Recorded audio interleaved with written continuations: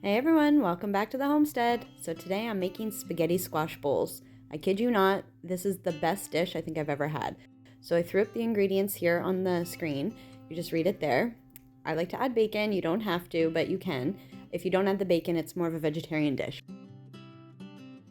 All right, so let's get that spaghetti squash chopped in half. Now it is pretty tough, so just make sure you have a good knife and then scoop out the seeds and get the bacon fried.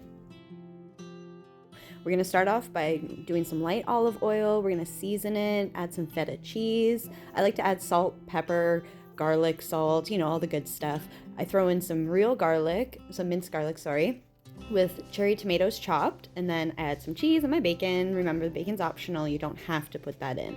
But now we're going to throw some more cheese on top of it, and we're going to coat it with some olive oil. I put some pepper on top, a little bit of Italian seasoning, make it taste real nice. And we're going to put this in the oven now at 380, and we're going to leave it in there for about an hour and a half to an hour and 40 minutes.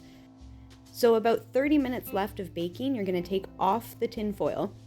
And I didn't show it here, but you're actually going to take a knife and stab down into the middle of your squash to let out a lot of that liquid. Put it back in for another half hour, and boom, it's done.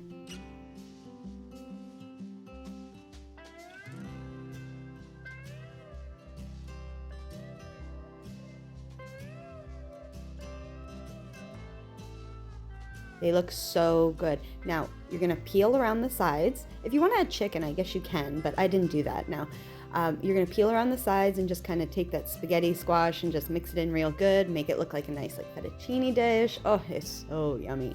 But now, once you do this, you just let it cool a little bit because it's still really hot, and then enjoy. And it's basically like a one-pot pasta dish. It's so yummy, and Paul actually made this for me about a month ago, and it's all I wanna have now. What's really great about this dish is it's keto friendly. There's no pasta, so if you're on a low carb diet, you can have this if you're still craving pasta dishes or if you really like your pasta.